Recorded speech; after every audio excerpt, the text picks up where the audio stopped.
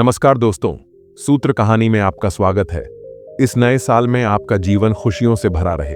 अगर आप हमारे वीडियो पहली बार देख रहे तो सब्सक्राइब करें और एक लाइक जरूर करें। उत्तर भारत की शांत पहाड़ियों में, जहां सुबह की धुंध सूरज की सुनहरी किरणों के साथ नृत्य कर रही थी, मोहनलाल नाम का एक युवक एक खड़ी पगडंडी पर चढ़ रहा था। उसका दिल निराशा से भरा हुआ था। व्यापार में विफलता, दोस्तों द्वारा त्याग दिया जाना और अपने परिवार का सामना करने में शर्मिंदगी, मोहनलाल अपने धैर्य के अंत तक पहुंच गया था। उसने पहाड़ की चोटी पर रहने वाले एक बुद्धिमान साधु की फुसफुसाहट सुनी थी, एक ऐसा व्यक्ति जो सफलता के रहस्यों को खोल सकता था। आशा की अंतिम किरण के साथ मोहनलाल ने साधु से मार्गदर्शन लेने का फैसला किया। उसे नहीं पता था कि यह यात्रा उसके जीवन को हमेशा के लिए बदल दे। मोहनलाल ऊबड़ खाबड़ रास्ते पर चढ़ता गया। उसका मन संदेह से घिरा हुआ था। उसने सोचा, क्या होगा अगर साधु मेरी असफलताओं पर हंसने लगे? लेकिन वह जंगल में जितना आगे बढ़ता गया उतना ही शांत महसूस करता गया। चहचहाते पक्षी और सरसराती पत्तियां उसे फुसफुसाकर आगे बढ़ने के लिए प्रेरित कर रही थीं। आखिरकार मोहनलाल एक लकड़ी के गेट पर पहुंच गया। सादा वस्त्र पहने साधु आंगन में झाड़ू लगा रहा था। बिना ऊपर देखे साधु ने कहा, तुम जो खोज रहे हो वह दूर नहीं है, लेकिन रास्ता इस चढ़ाई से भी कठिन होगा। तो साधु ने मोहनलाल को बैठने के लिए आमंत्रित किया और पूछा, तुम यहाँ क्यों हो?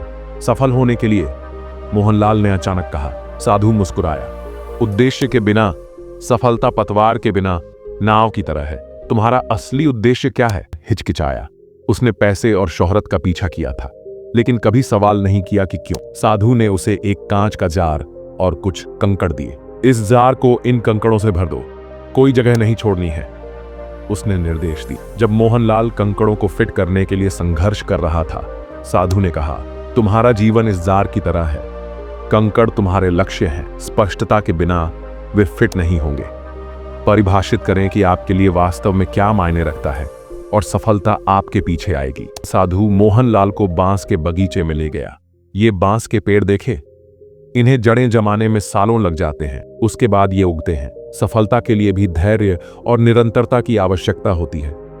मोहनलाल ने भौहें सिकोड़ी, लेकिन मैंने कई बार कोशिश की है और असफल रहा हूं। साधु ने अपनी छड़ी जमीन पर थपथपाई। क्या तुमने भी हर दिन एक ही तरह से, एक ही प्रयास से कोशिश की? सफलता के लिए अनुशासन की आवश्यकता होती है। तब भी जब तुम्हें तुरंत परिणाम न दिखें, तब भी अपनी मेहनत जारी रखो। जैसे जैसे वे चलते गए, काले बादल घिरने लगे।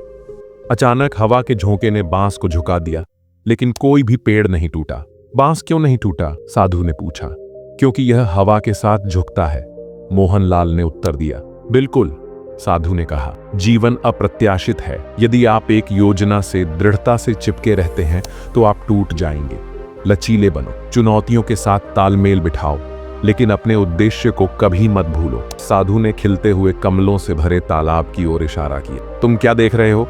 सुंदर फूल, मोहनलाल ने कहा। वे कीचड़ भरे पानी में उगते हैं, फिर भी वे उससे अछूते खिलते हैं। अपने आसपास ऐसे लोगों को रखें जो आपको ऊपर उठाते हैं, जैसे कमल कीचड़ से ऊपर उठता है।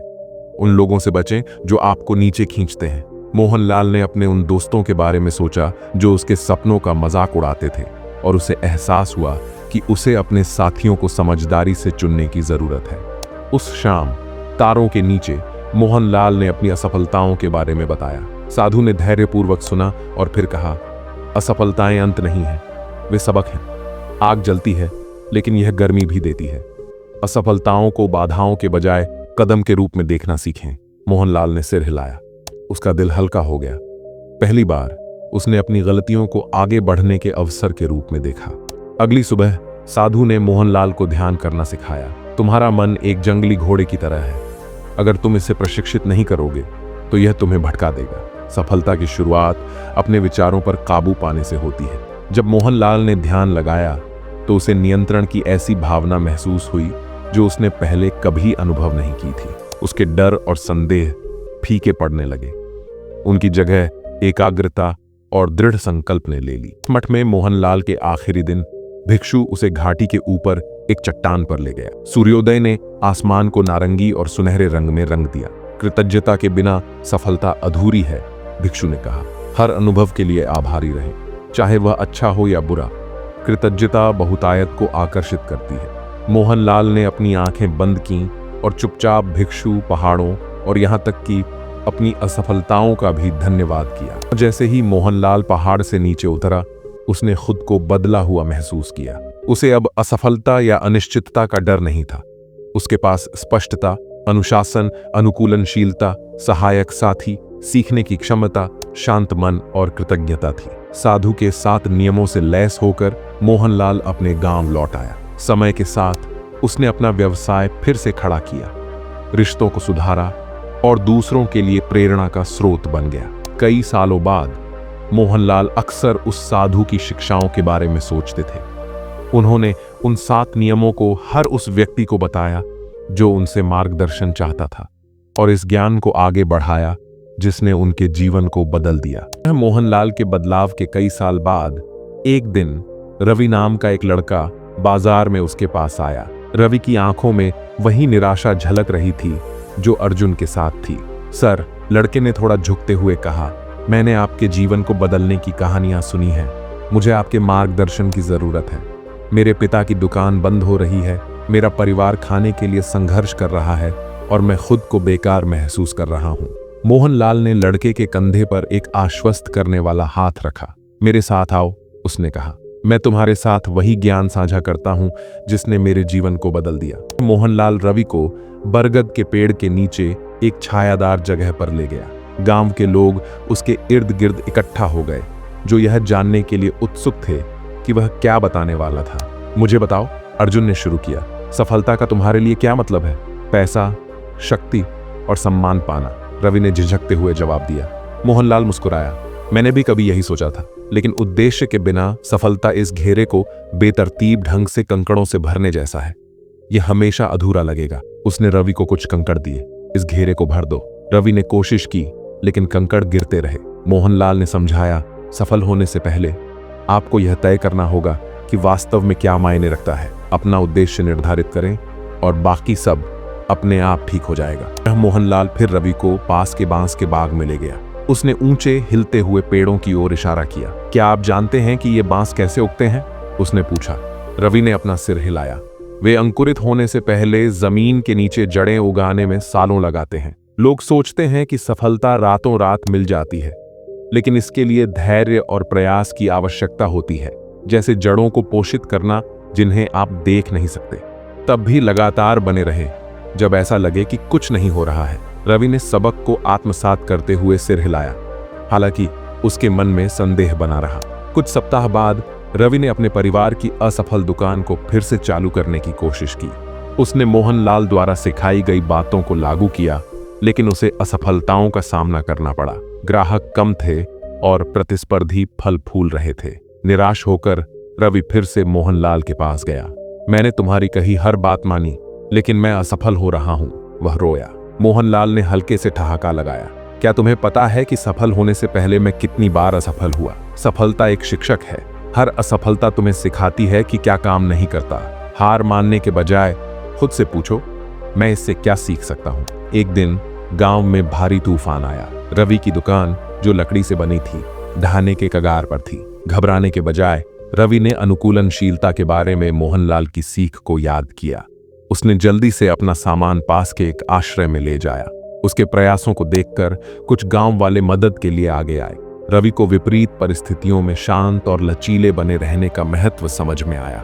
जब तूफान गुजर गया तो दुकान क्षतिग्रस्त हो गई, लेकिन रवि की सूझबूझ ने गांव वालों का विश्वास जीत लिया और नए ग्राहक लाए। जैसे जैसे रवि की दुकान ठीक होने लगी, मोहनलाल उससे मिलने आया।